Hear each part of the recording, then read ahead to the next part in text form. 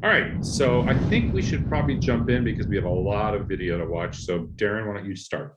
Just really quickly, and again, this is unusual as well. I'm not promoting an individual restaurant tonight. I am talking about Gavi di Gavi, my new favorite Pinot Grigio. It's fantastic.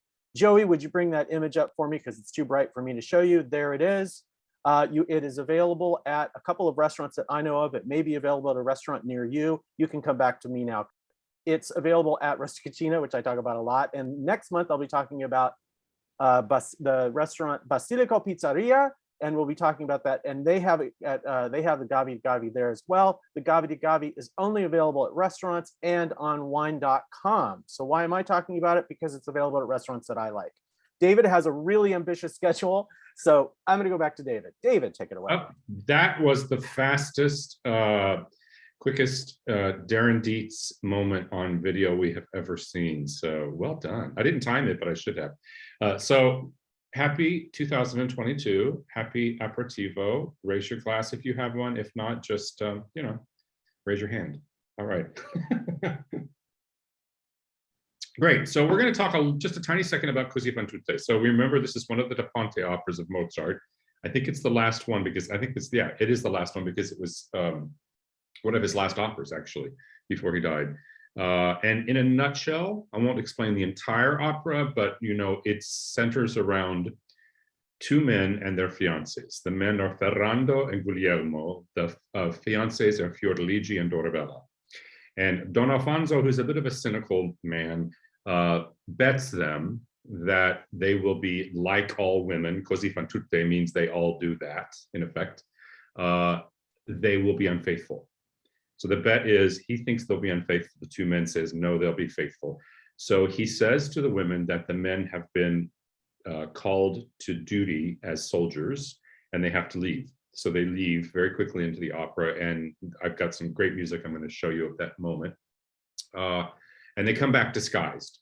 And so then what ensues is them in disguise trying to seduce the other women, with them hoping that they will prove the fidelity of their fiancés, and Don Alfonso, of course, hoping that they will not. And I won't give away what happens, but that's, in a nutshell, the setup of the opera. I've chosen a few selections for us to listen to that are all actually from Act 1. And there are several very important arias in Così fan tutte that tell us a little bit about the characters. And we'll hear three of those. But there's also some just, I find, remarkably beautiful ensemble writing. So there are 6 characters in this, and it's really an ensemble show. In some ways, it feels to me like a little bit like a chamber opera, even though there's a chorus. The chorus is very, very limited in when you hear them. And in our production, the chorus will be off stage the entire time. So you'll see 6 characters, which feels a little bit like a chamber opera, but there's beautiful ensembles. The first thing that we're going to hear is everything is from Act 1.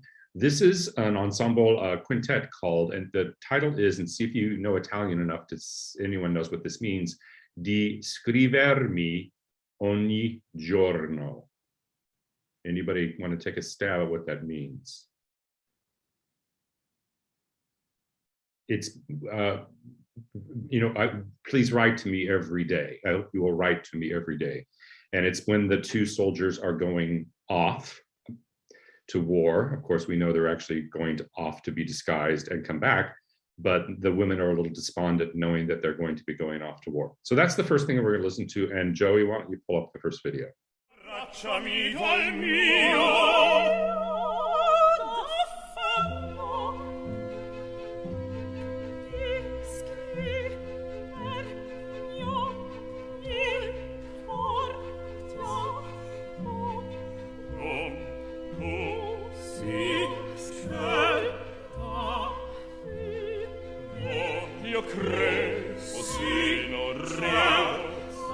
Io credo se non riesco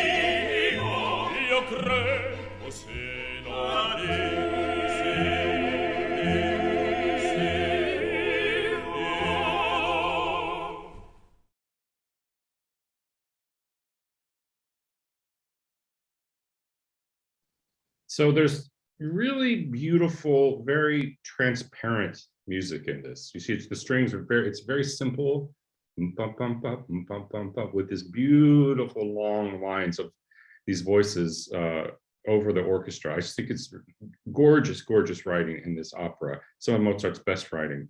Let's go on to another. Now this is an aria, and I imagine you all will know who this tenor is when you see him.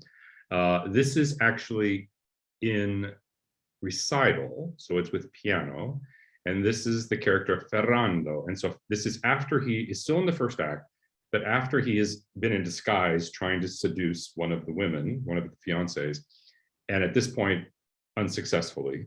So he's actually sort of rejoicing in the fact that they're faithful. And I'll give you, there's no translation on this video, but I'll tell you this aria is Un'aura amorosa, and very famous tenor aria. And in effect, the translation is a breath of love from one we treasure will offer us sustenance to our hearts. A heart nourished by hope and love has no need to be lured. And this is the very end of Act 1. And this is Ferrando, and you'll recognize the tenor. So let's listen to Un'aura amorosa. Un'aura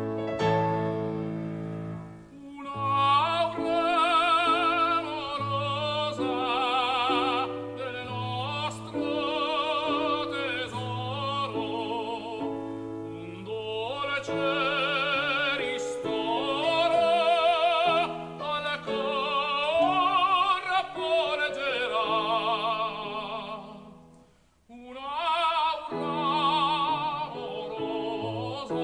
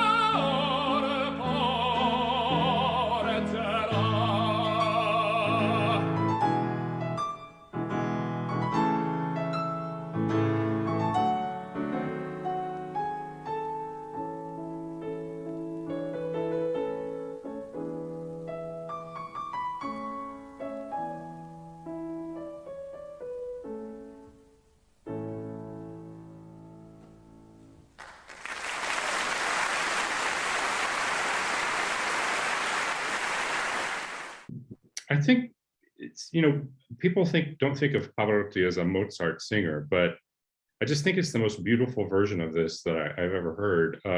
So it's written in the form that we say A, B, A. So you hear the music at the beginning, return at the end.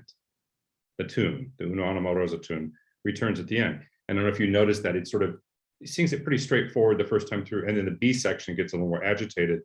And then he comes back with just a sliver of a voice. And it, for me, shows that, the character is singing with a lot of real heart. And I don't think anybody ever sings it more beautifully than Pavarotti. So we will have a fabulous Ferrando, who you'll hear later. But I wanted to share that with you. So another aria, again from Act 1. And this is the aria, many of you know, famous aria, a soprano aria, Fiordaligi's aria, Come Scoglio. She has two arias, Come Scoglio. Come, like, scoglio is rock or stone, like a rock. And again, remember, she's being seduced. And she's saying, my love is like a rock, I am faithful. I'll give you a quick translation. Like a rock, I stand immobile against the winds and the storm. My soul is strong in faith and love. A light is born inside me that gives pleasure and comfort, and only death alone can change the way I feel. I am an example of loyalty, and not even your barbaric hope can make you bold. Now, I'm going to play an old recording. It's video, and it is with orchestra of someone who has sung in San Diego a long, long time ago, who I think is still the very best Fiordaligi I could ever imagine. When I was trying to hire a Fiordaligi this year, I was like, why can I not find a Carol Van Ness? So if you remember Carol Van Ness, she was, in my opinion, the best Fiordaligi that I've ever heard. And so this is actually a video. So of her singing it. There are a couple of recordings, but there's no videos available of her doing it in production. But this is a concert in, I think, Sweden. So if, let's see, is Ruth with us?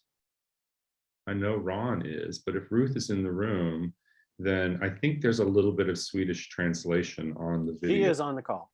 Okay, good. So Ruth will understand the translation, but the rest of us won't. But hopefully you'll get a sense of what I just said, this character. Now, you have to listen. Fiordaligi sings stratospherically high and all the way down into chest voice. So that these very big leaps, and that's why it's so hard to cast, because you have to move into what we think is the low mezzo-soprano range and sing very high and sing very, very fast, florid kind of singing. And it's really, really difficult to cast. So let's listen to Carol Van Ness sing Come Scoglio.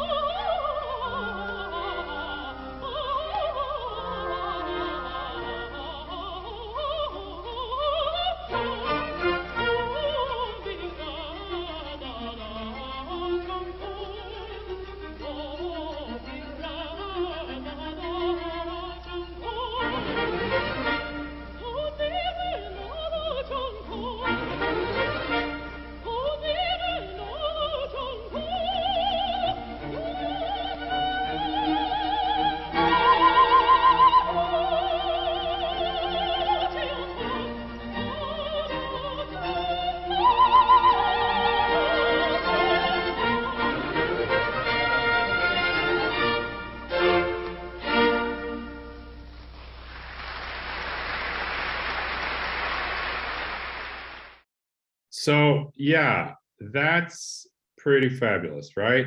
You can hear it. It has everything in it. It's high to low. You have to jump from, the top of your voice all the way down to chest. You have to sing beautiful, florid, quick triplets, lots of characterization. We need more singers in the world like Carol Van Ness was when she sang this. It's just glorious. So Ruth, did you recognize any of the language in the titles? Good, good. She got it. All right, good. I do see that Tim Nelson is with us. I'm just going to introduce him really quickly. Timothy Nelson, just wave and say a hello. Tim is our director, and we'll ask him to say a few things at the very end when I'm showing a couple of things about the production and just talk a little bit about his thoughts about this Così that we're doing.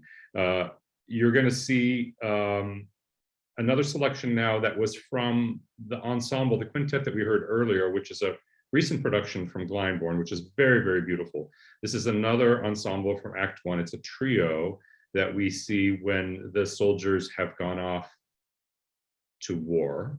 The two men are going off to war, and we know they're going away to be disguised and come back, of course.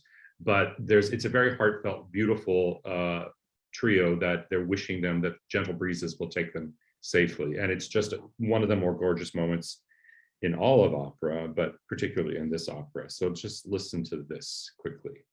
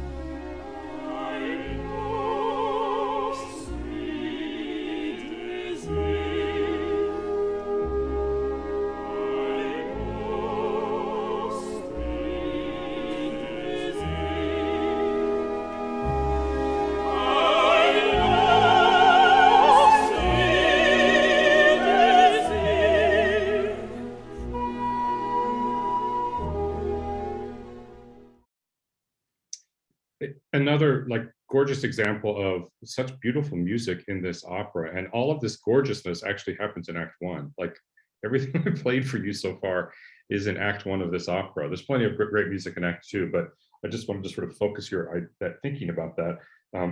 That all of this happens in Act One, and this is just like the quintet that we listened to it earlier. It's very transparent music, and Mozart writes very beautifully in the orchestra to sort of give a window into the emotions of these singers. Oftentimes in great orchestra opera writing, you hear illumination of their thoughts in the orchestra, or sometimes subtext, like they're saying one thing and it can tell you something else in the orchestra. That's one thing that opera can do that a play can't do, because you can be saying one thing and the orchestra can tell you something else. But in this, it's just really illuminating the heartfelt nature of their desire to have nature bring them to safety. It's one of my favorite moments in all of opera. And so there's just a ton of them in this particular opera. We're going to hear one more example, but now we're going to start to hear our cast, which is great. Now, I think that I'm correct in that every member of our cast it's a role debut. They've not sung these roles before, which is kind of exciting, a little terrifying, but kind of exciting. And the first is our mezzo-soprano, Samantha Hankey. So this is her first time in San Diego. She's done quite a bit of work at the Met. She's an American mezzo-soprano. She's a beautiful woman, a beautiful singer. She did record Dorabella, who's the mezzo-soprano's aria from Act 1. In this particular example, the aria is Smanie Micabili, and she's, you'll see it sounds very agitated, and she's just, really expressing her agitation in this moment of the men being gone from her, right? So it doesn't need to say much more than that. Although I will say, when you teach someone to sing this, it's very agitated, and you'll hear it. This is her with piano. You'll hear it in the piano, but you want to teach them, and you'll see it's very long lines that she has to sing. So you have to resist the urge to be drawn into this sense of agitation as a singer. You have to sing these long, stretching lines over it. So this is Samantha Hankey. And the pianist you'll recognize was just our pianist for Michelle Bradley, Brian Seeger, if you went to Michelle Bradley's concert. So this is a recording from a series they were doing with WQXR in New York City.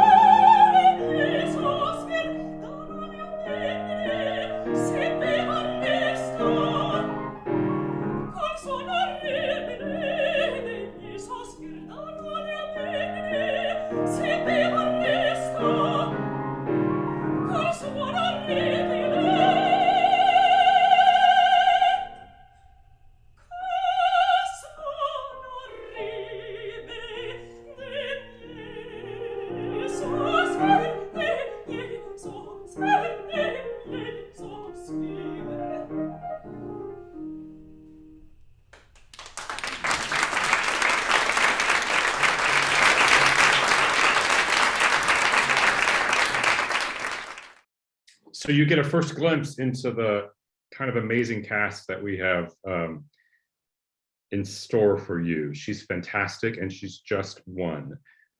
Next up, I want to, let's see what we're playing next. Oh, another new debut artist for us. This is his first time in San Diego. Also, I believe his first time singing Ferrando, the tenor. We will not hear him singing from Così. We will not even hear him singing Mozart. This is Kanu Kim, and he's a tenor from South Korea. And he won Operalia competition, which is a big international vocal competition a few years ago, I think 2016, something like that. Maybe later than that. But this is an aria that he sang. This is only about half or a third of the aria, but this is a big aria from William Tell of Rossini. And this is the end of it, which is very impressive. Let's just put it that way. You'll get to hear what this young tenor can deliver.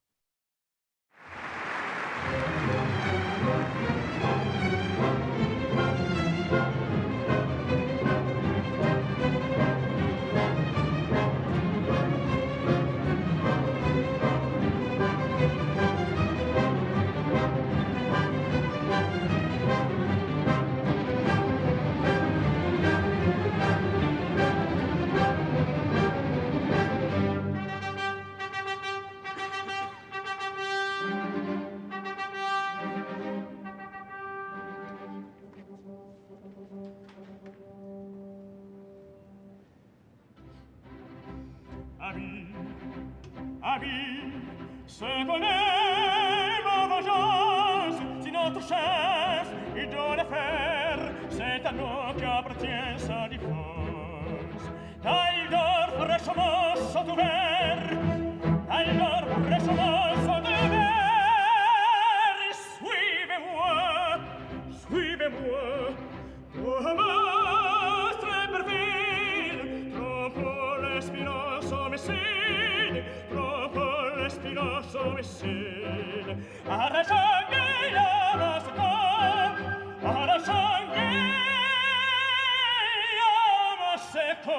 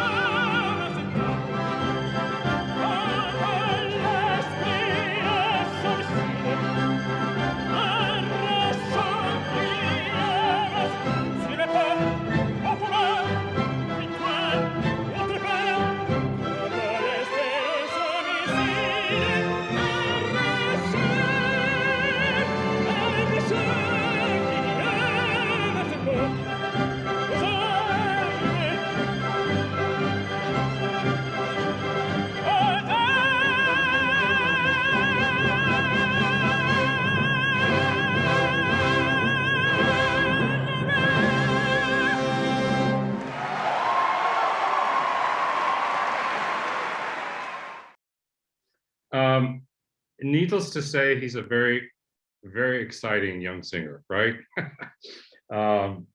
Yeah, we were supposed to have another Korean baritone as Guglielmo. So Ferrando and Guglielmo, both from South Korea. Unfortunately, our baritone had a health issue not related to COVID, and he had to withdraw. So we'll be listening later to who we have replaced him with. But that's a very, very exciting voice, and thrilled to have him come and sing this role. You're not going to get to hear him wail like that in this opera. Ferrando doesn't really do that, but he will sing beautifully also. He sings beautifully softly. So he sings, you remember you listened to Luciano Pavarotti sing the big aria, so you'll get him to sing that sort of inward beautiful singing as well. Okay, next, you're going to get a chance to hear a couple of singers that we've actually seen here in San Diego. First, we will hear Sarah Tucker, who is our Fiordiligi. So do you remember, everyone raise their hand if you saw Carmen a few years ago? So she was our Micaela. And remember, the Micaela is, she's kind of the sweet girl from the country, kind of, chasing around Don Jose, asking him to be good to his mother. But it's you have to sort of sing over a big orchestra, so it needs to have a little bit of metal and also be sweet. You remember she was fabulous with this. Her voice just really soared in our house. So what I have is she's singing Fiordiligi. So she's singing the aria that you just heard Carol Van Ness sing, which you have to sing top and bottom, right? So it was really hard for me to cast this, and I spent a long time trying to cast it. And I just like reached in the back of my brain and I said, oh, I wonder if Sarah could do this. And so I asked her, and she recorded both arias for me just on the fly in 2 days, and it's going to be fabulous. What I have here is not from Così. It's actually from another opera that we produced here, but you may have known Carlisle Floyd, the composer, died last year. And I thought this would be a nice way for us to remember Carlisle Floyd as a composer too. So this is one of the arias of Susanna from the opera Susanna by Carlisle Floyd. This is The Trees on the Mountain, and it's with piano, but it's just sung beautifully. So you'll get a chance to see. And remember, she has to sing very high and she has to sing very low. So listen for that in Sarah's voice.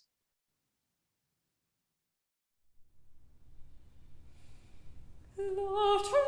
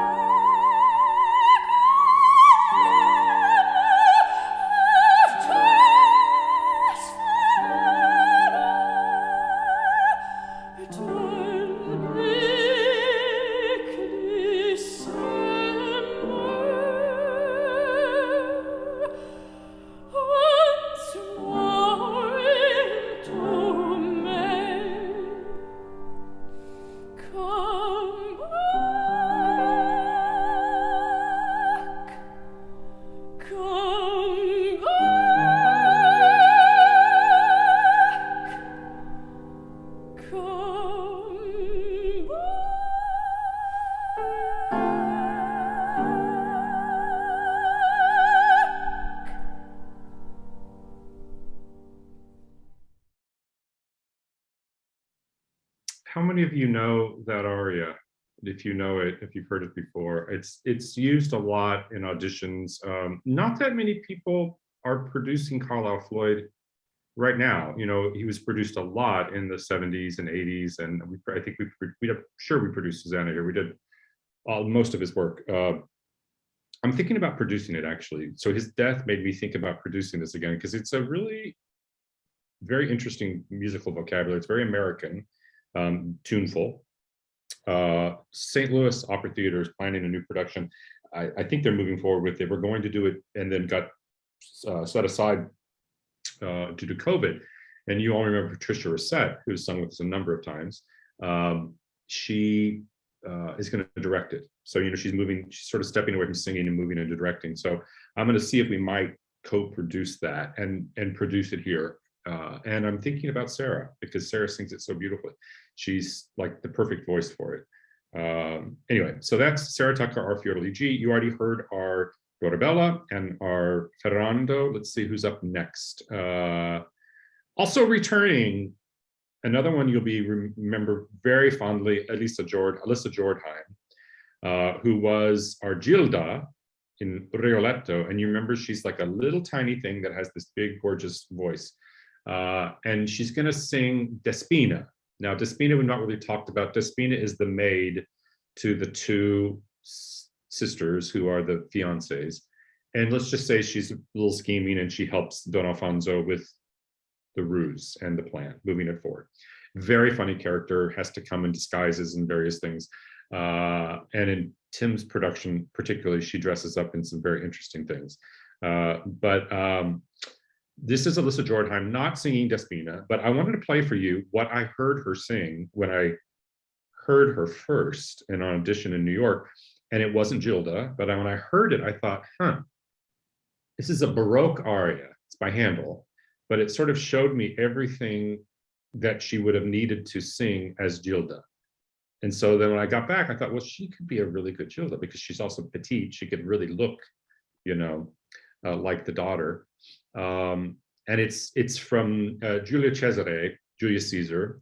It's Cleopatra's big aria, Piangero, and it's a gorgeous aria, but just listen for it. And if you can remember what Gilda has to sing, Caro nome, the big aria, where it has to have lots of coloratura, it has to move fast, has to be very dramatic, has to sing beautifully in the aria, has to have some low, has to have some high. So when I heard her sing this, that's when I thought, wow, you could really be a gorgeous Gilda. So she's coming back to sing Despina, but this is Alyssa Jordheim.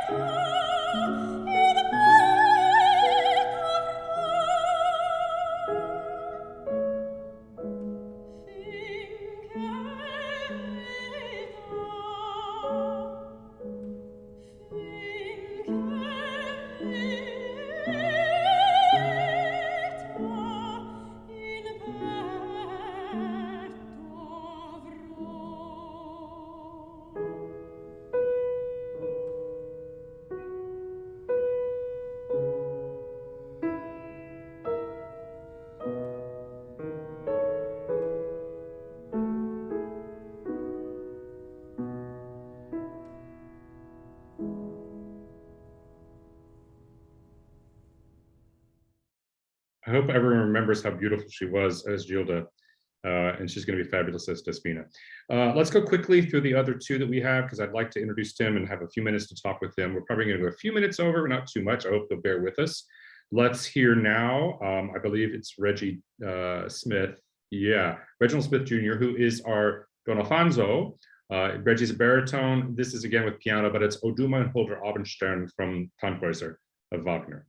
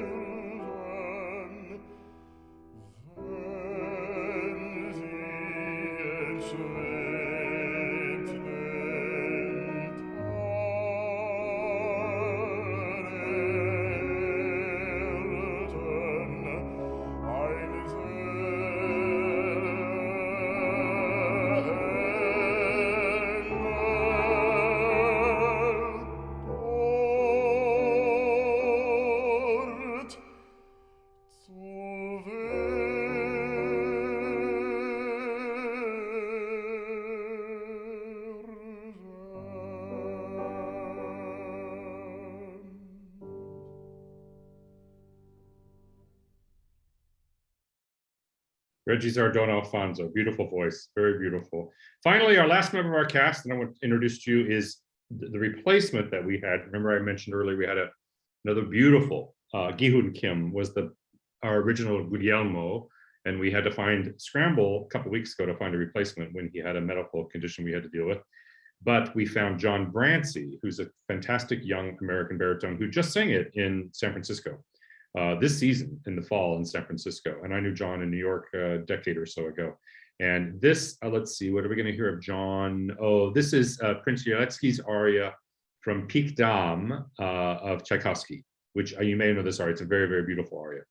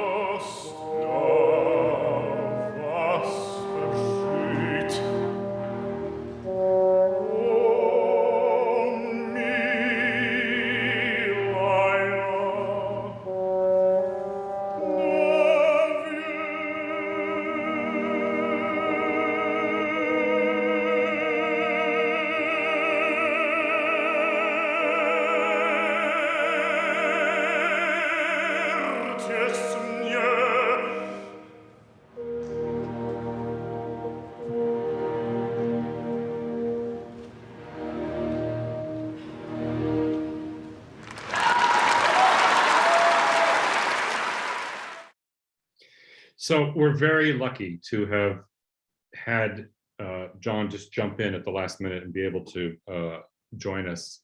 We found out it'll be 2 weeks tomorrow that we had to replace our other Guglielmo. So he's just a beautiful singer, and I just wanted you all to see, I think this is a uniformly stellar cast of young singers, but incredibly talented young singers, and a lot of world debuts. So I'm going to introduce Tim Nelson, who is also now a company debut.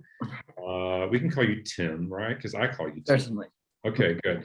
So Tim and I know each other. We knew each other in New York, and we came very close to working together probably 15 years ago. That didn't happen, but we still stayed in touch and are friends. And we had actually planned during this period a magic flute. And COVID happened and things moved around and we lost a couple of singers. And then I said, you know, some of the singers that we have still under contract, I could very easily move into Così. Così is a smaller cast. It's less risky moving into the world of COVID. It's smaller orchestra. We weren't quite sure how the orchestra was going to feel about being back in a pit. So we migrated to Così, and there are really, I got to say, there's not really a bunch of good productions of Così just hanging around. So we are making our own. So Tim, just give us a few words about your thoughts and what you want to show our audience when you're with your Così. Sure. Hi, friends. It's so good to be here. I've been racking my brain, thinking what I could say of value to your audience experience coming to see Così from a director's perspective.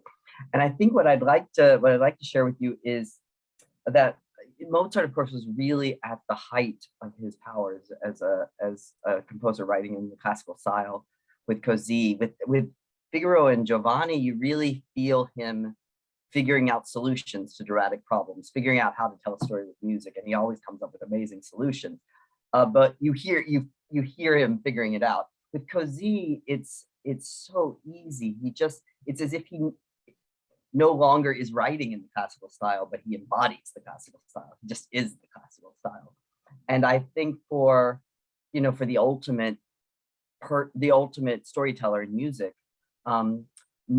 Mozart becomes less interested in telling a story with music and how music can itself become the story. So the story to Così is actually very thin. It's not the point. The point of Così, I think, is to represent an emotional moment that every single person in the world would have had. And when you come to see it, you all will have had that moment of first heartbreak, when you realize what you've been told about love, real life, is not true. And the moment from which you pick up the pieces. And that's essentially what Così is about. And Mozart is showing an example of a type of theater in which the music doesn't tell that, but it expresses that. And he does that in the way he uses the classical style. So I love that David ended up using examples from Act One, because that's not inadvertent. It's because Act One of Così is perfect, classically speaking. It opens with these three perfect trios, and then the correct pairing of the lovers never actually talk to each other in Act One. We never see that. The expression of conversation between the lovers are these two quintets that are also absolutely perfect classically. They're totally symmetrical. Then you get Come Scoglio, which is the quintessential cabaletta aria. It's the perfect classical aria. And then you get Un'aura amorosa, the perfect tenor aria. And more than anything else, you get that Act One finale, which is, in Giovanni and Figaro, he's figuring out how to write finales, and you might well love some of the Figaro finales better than the Così Act One finale. But the Così Act One finale is perfect. And it's the last one he would write, in a sense, because when he gets to Flute and Tito, they don't have these sorts of finales. And then you get Act Two, and everything is different. Everything has changed. The lovers finally talk to each other, and the duets that they have are not nicely ordered duets from Idomeneo. They are awkward and strange and halting, and they go back on themselves sometimes, just like a conversation with a lover does. He starts doing this strange thing where he'll quote fragments of music that come from the first act.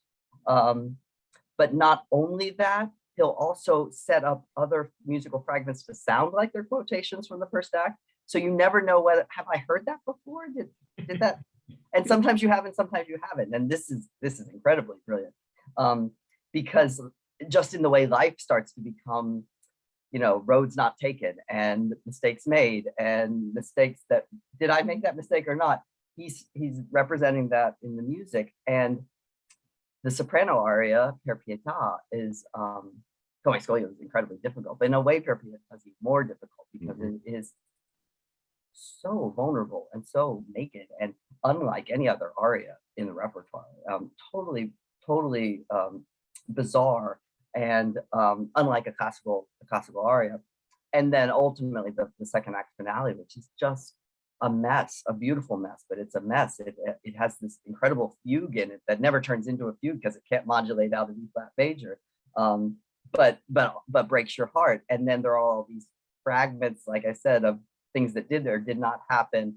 And then it ends with, and here's the moral of the story. But just like Figaro and Giovanni, but we believe them in Figaro and Giovanni. When we get to this, it feels tagged on, and they say, a man is happy if he follows his reason and not his heart. Clearly, they don't believe this. He's sort of subverting the work itself, and kind of writing a new type of theater. The challenge for a director, obviously, is figuring out how Mozart tells us what's not important on stage. So how do we figure out what is important to put on the stage? And I know I don't have time to share with you tonight the solutions that we found, but what I hope you'll see when you come see the production is that we've leaned into going with Mozart on his journey, which is less about what the story says is happening and more about what's going on inside of the characters as they, come to this critical moment in life where they have to pick up pieces, like we all do at some point, and life ends up better. But there's also no going back. It's sort of an unredeemable moment. And I think that's what Così is about. That's certainly what my Così is going to be about. That's great. That's really great. Thank you.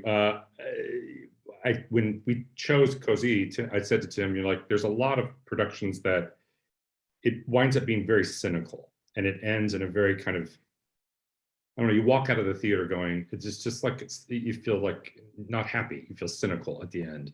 And I didn't want to go that route. And Tim is not, he agrees with me, that's not the point of this.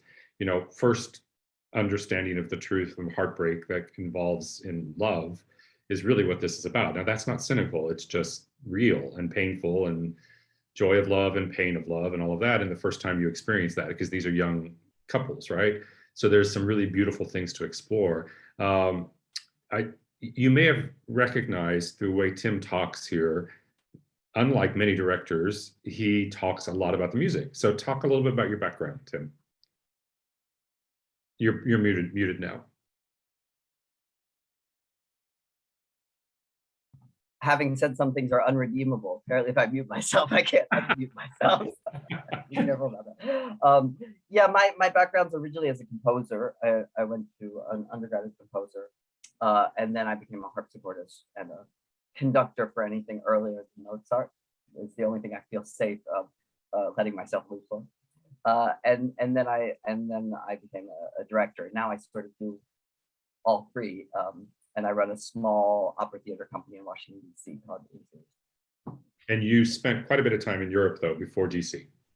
Yeah, I lived for 15 years in Amsterdam. I ran the national young artist training program for the Netherlands Opera. And then I was in London for 2 years as a freelance director.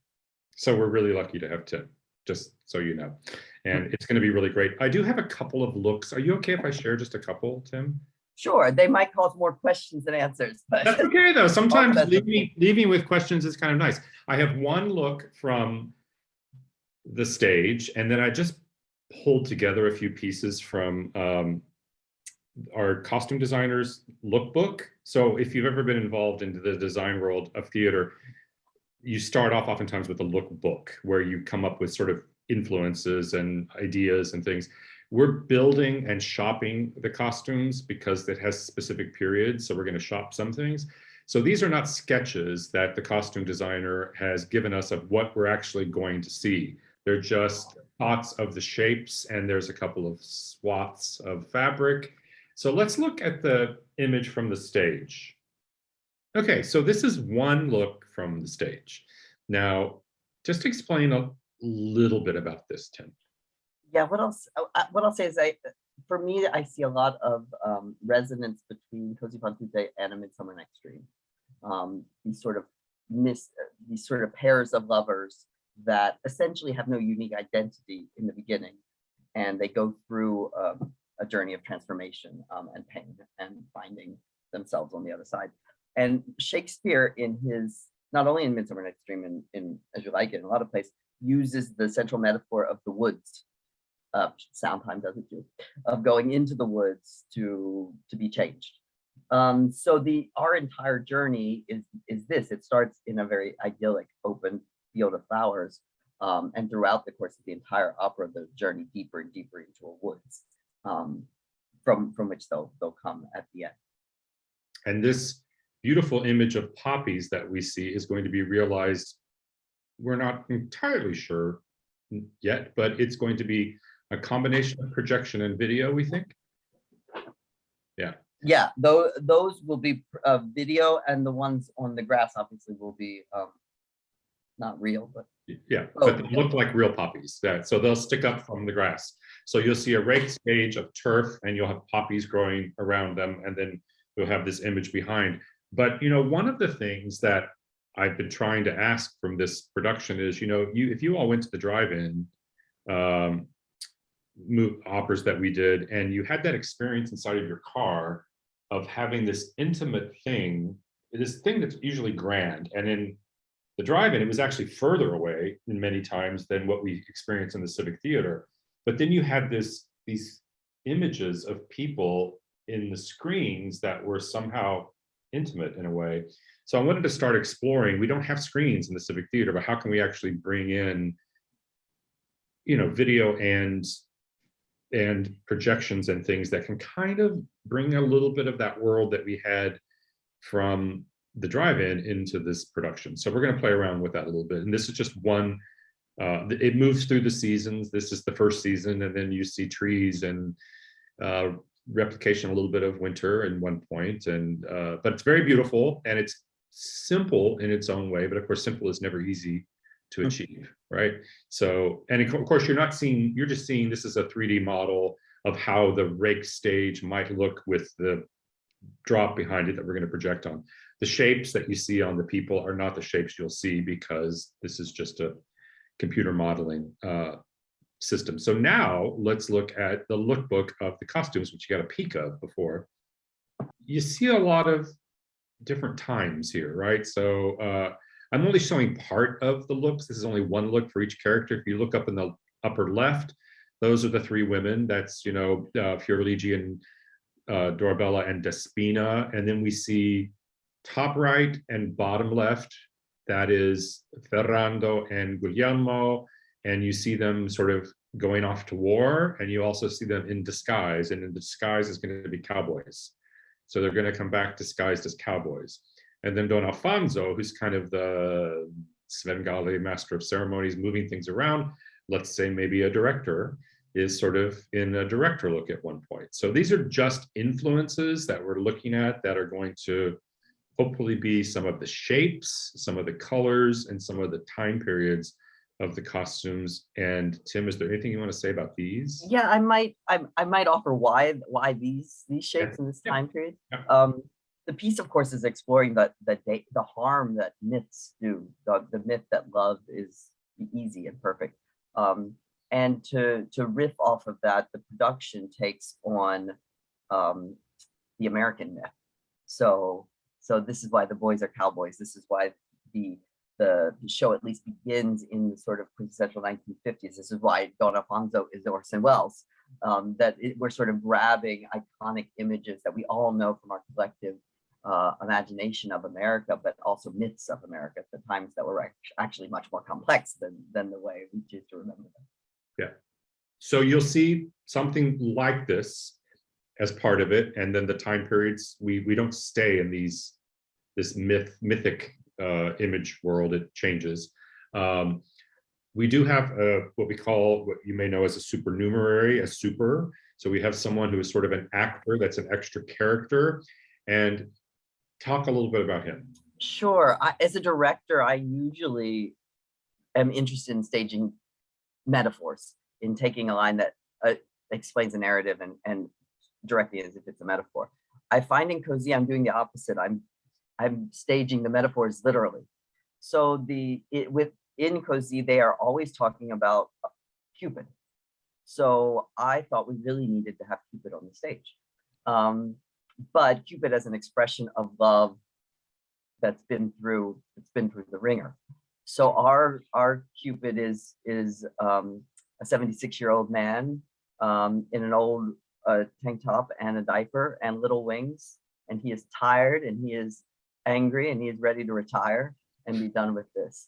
And in a way, he's the main character of the opera because he travels throughout the whole thing until finally the characters say goodbye to him. It's this sort of idealized version of that.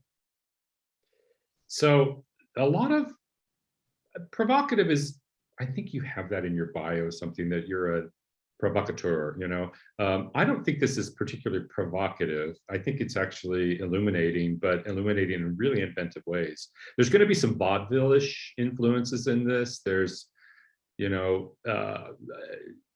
obviously, obvious theatricality, I would say, right? Yeah, the theater also is a metaphor for ways that we for the eyes. Yeah. So we're over time, but I want to honor if we have some questions. Just want to make sure. any word on the schedule for next year, especially the fall? Yes, but if I give it away, then I can't use the power of announcing it. Oh, I can tell you all. Yeah, we're going to open next fall with the world premiere of the opera El Último Sueño de Frida and Diego, which you may have heard me talking about. It's the last dream of Frida and Diego. So we are having the world premiere, and it is an opera by a very distinguished composer, Gabriela Lina Frank, and libretto by Nilo Cruz, who's a Pulitzer Prize winning playwright. It's Spanish language, and it is about Frida Kahlo and Diego Rivera, but it takes place it's set amidst the Dias de Muertos, so the Day of the Dead celebration, and it partly takes place on Earth, and it partly takes place in Mictlan, which is sort of the underworld of the mythology. We are co-producing it and co-commissioning it with Fort Worth Opera, but I was also very happy to announce that I was able to bring in San Francisco Opera as a co-producer and co-commissioner, and we have the premiere next fall, and then San Francisco will have it after us in early summer of 23. We will be right around the Day of the Dead celebration. So we open on the 29th of October, and then the other performances are, I believe, November 1, 4, and 6, something like that. It's a fabulous opera. We're going to get a lot of international attention. You may have got a save the date postcard. We sent some of those out. We've got a lot of interest from New York. The Met is sniffing around about this. I've got many other companies.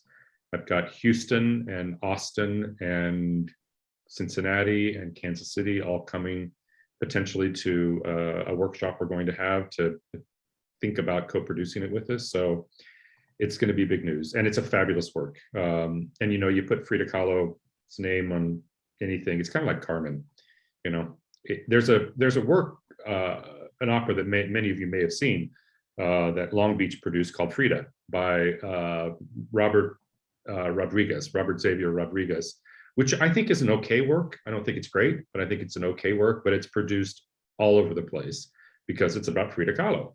So this is going to be a very distinguished work that I think will get a lot of, it'll be used a lot. And we're building it. We're building scenery and costumes. So I think hopefully there'll be another Pearl Fishers for us. I don't know if you guys know this, but the Pearl Fishers that we built, that Zonda Rhodes designed for us, has gone out for rental probably 20 times. So it's the Pearl Fishers in this country. So hopefully this will be something that will be a future stream of revenue for us, in addition to something we can be all very proud of as something we created. We commissioned it, right? When we've been driving this project now for, I have, for 3 or 4 years. And so being able to pull in some other partners is really great. We are also doing a world premiere, I won't give too much about it, of 2 one-act operas by someone you may know named Nick Revelis. So Nick is writing 2 one-act operas that we will produce on our Detour series. We will also be bringing in, you remember us announcing the double bill of Gianni Schicchi and Suor Angelica that we had meant to produce with Stephanie Blythe singing, not Tita in Gianni Schicchi, but singing Gianni Schicchi and as a man, and we're going to do that. So that'll be next year also. So we've rolled that entire cast forward. So that's 2 of our main stage. I won't give it all away. So we open with Frida and Diego, and then the double bill will be at some point on the Detour series next year, the double bill by Nick Revelis. It's a very exciting season. So, but I will say, as you guys may understand, when we're in the budgeting phase, everything looks really great, and we get the first pass of the budget and it's off by a couple million. So we have to figure out what we're going to do and move things around. But that's the way the season is shaping up right now. All right. That's why we don't announce it early.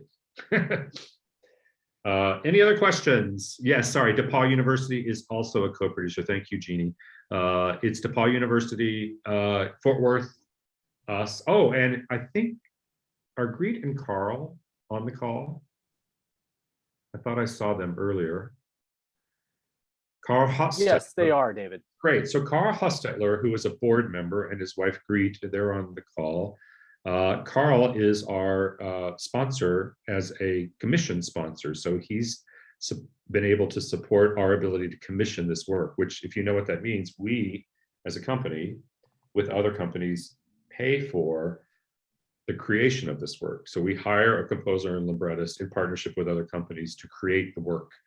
And it's a expensive and a long process. We've been working on this now. I started talking about this in my second year here, so that was 2017. And it's going to be ready to premiere now. So we are very, very grateful for Carl's generosity to make sure that this comes to the stage. All right, I think I've taken enough of your time, and thank you guys. Thanks for hanging out with us. And Tim, thank you for joining us. Please, spread the word and tell everybody how great this is going to be.